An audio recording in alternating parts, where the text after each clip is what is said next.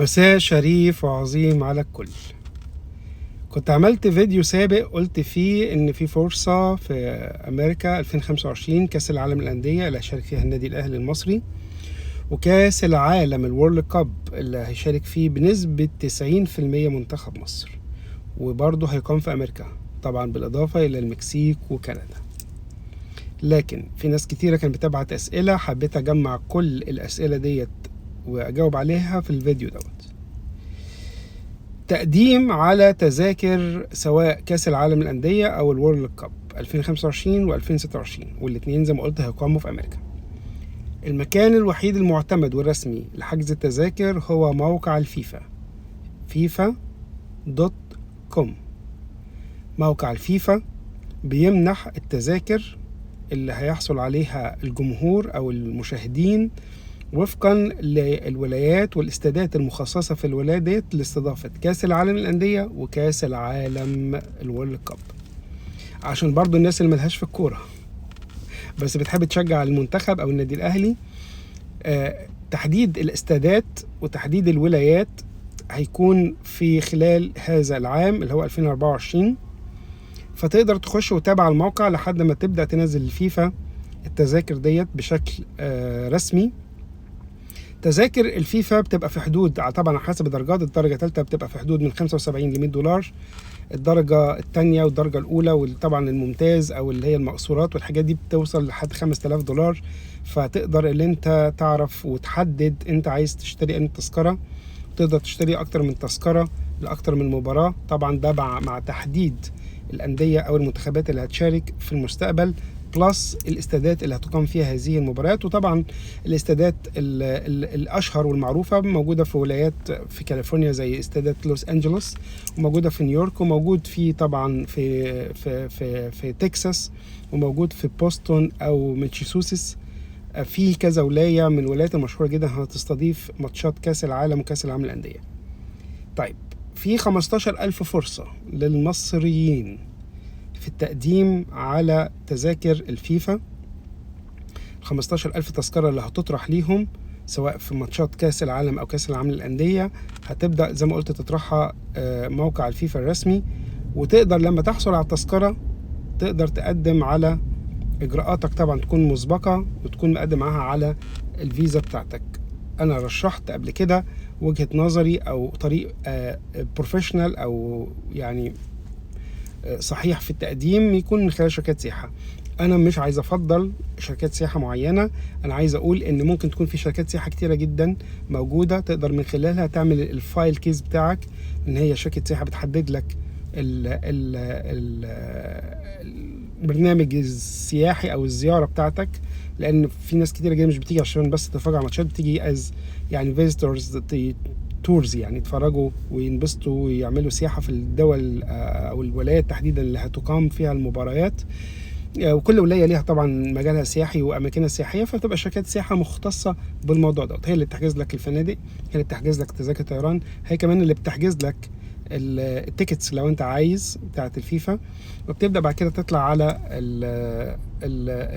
السفارة وتقطع وتحدد ميعاد وتاخد الفيزا. طيب، لو في حالة انك انت ما خدتش فيزا، لان مثلا احنا لو قلنا يعني خلينا واقعيين ان في 20 مليون مصري مقدمين ان هم ياخدوا فيزا السياحة على حس المباريات بتاع كاس العالم او كاس العالم للأندية، من يعني توتال الرقم دوت هيصفي على 15,000 تذكرة عن 15,000 واحد.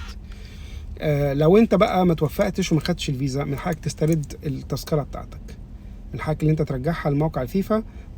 يعني لحد الان ما فيش توضيح هو الرجوع او الريتيرنز بتبقى بفيز ولا من غير فيز تدفعها، لكن ده طبعا رولز هتلاقيها مع الموقع الفيفا، تقدر تخش وتستعلم عنها. ده بالتواكب مع الوقت اللي فيه برضو التعداد السنوي للوتري، التقديم على اللوتري، يعني في 50,000 فرصة لتقديم على اللوتري بتاع 2026. وده برضو عملته في فيديو سابق تقدروا ترجعوا له على صفحتي، من خلاله تقدروا تعرفوا مواعيد التقديم اللي هتبدأ وأعلنت عنها يوم 4 أكتوبر اللي جاي وهتنتهي يوم 7 نوفمبر اللي بعديه. وقلت في الفيديو السابق الشروط والحاجات اللي ممكن انتوا تقدموا من خلالها على اللوتري.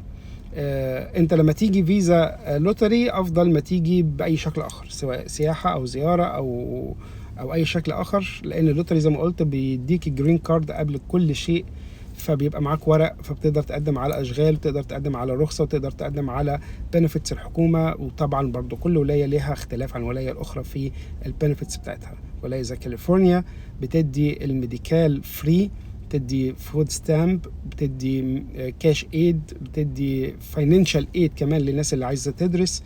فده بتوفره وانس اللي انت خدت جرين كارد. في ولايات تانية مش عايز اذكر اسمائها، لكن هي موجوده في الايست كوست. الولايات ديت ما بتمنحكش المزايا ديت الا بعد 5 سنين من حصولك على الجرين كارد، يعني بشكل تقديري بعد حصولك على الجنسيه، او حتى اذا لم تحصل على الجنسيه فبعد اكتمال 5 سنين في الولايه وحصولك على الجرين كارد تقدر تقدم على البنفيتس.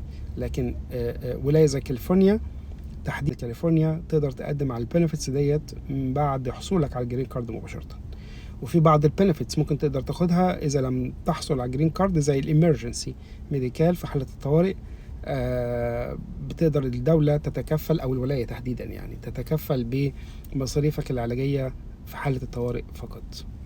طيب أنت لو قدمت على يعني حضور مباراة كأس العالم للأندية اللي هيشارك فيها بشكل مؤكد النادي الأهلي، أو كأس العالم الورلد كاب اللي بشكل يعني كبير جدا هيشارك فيه منتخب مصر، بيفضل برضو اللي أنت تتعامل مع جهات يعني مسؤولة زي شركات سياحة وموقع الفيفا، ما تتعاملش مع أي جهة أخرى، ما تتعاملش مع أي وسطاء، الموضوع مش مستاهل. وتقدر اللي أنت برضو تعرف الراوتس أو تراك راوتس بتاعتك، أنت ماشي على أي اتجاه، مع متابعة التيكتس والحجوزات والماتشات اللي هيلعب فيها النادي. وزي ما بأكد حتى هذه اللحظة لم تحدد، لكن متابعتك ليه على موقع الفيفا هتعرف مسبقا قبل ما اكتمال الحجز، على الاقل مع فتح باب حجز التذاكر. انا مش عايز اكتر من ربنا يوفق الجميع، الله يكون في عون الكل. انا اتمنى اي حد يقدر يعني ياخد فرصة في السفر يقدر يروح ويسافر، ما نقدرش يعني نحجب عنه هذه الفرصة. لو ربنا وفقه كان من سعداء الحظ، يعني يور ويلكم ان بلاد العم سام. أمريكا زيها زي أي دول تانية في العالم، فيها رزق كويس، فيها إنسانية، فيها آدمية، فيها كل حاجة. ومصر كمان دولة فيها إنسانية وفيها آدمية. ده أكبر دليل ليه إن في لاجئين كتير جدا من دول متقاربة من مصر زي السودان وسوريا والعراق والأردن وليبيا، بيجوا يعيشوا في مصر على حس الدولة وخيرها بيقيموا. فبالتالي مصر أيضا فيها خير كتير. لكن إذا كانت ليك الفرصة إن أنت تسافر، فيعني جو أهيد، يعني فرصة ممكن تكون واحد من المليون بتجيله فرصة زي كده، وبيكون من سعداء الحظ ليها. حاجة أخيرة عايز أقول عليها، وبرضو بقى كده في كل فيديو: أنا لست جهة أو شخص مسؤول عن تسفيرك أو تهجيرك من مصر أبدا. أنا شخص بيحاول يساعدك في طرق السفر أو طرق الوصول إلى السفر، لكن أنا ما عنديش أي أصولايز أو ما عنديش أي إمكانية اللي أنا أسافر حد بره. هأكد تاني، اللي بيجي بقى هنا بأي شكل إن كان وعايز يقيم في أمريكا سواء مع جرين أو عايز يقدم على إقامة، فإحنا بنساعده وبشكل مجاني في إن إحنا بنوفر له سكن بسعر كويس، بنجيب له أماكن فيها فرش كويس سعره معقول، بنحاول نجيب له ونوفر له عربية بسعر معقول، بنحاول نوفر له طبعا شغل في قدر الإمكان. يمكن الفترة الأخيرة في حالة يعني ركود شديدة جدا. هل الموضوع مرتبط بترامب ببايدن وهيتغير بعد كده سواء مع الرئيس الجاي؟ الله أعلم برضو مين اللي جاي في شهر نوفمبر. في تغييرات كتير قوي الفترة الجاية، أنا ما أعرفش الحقيقة مين اللي هيجي، لكن الوضع الحالي في حالة ركود شديدة جدا في السوق عموما، في الماركت عموما، حتى في البورصة. ففرص الشغل شوية ضعيفة، بالذات يعني الناس اللي بيبقوا لسه نيو كامرز. لكن أدينا بنسعى وبنحاول، وفي ناس بتشتغل از فول تايم از بار تايم، أهو ربنا بيرزقهم بعد كده بالفول تايم. وربنا يوفق الجميع، وتحياتي للكل، وأتمنى ما تجيليش أسئلة جاوبت عليها في الفيديوهات تاني. شكرا.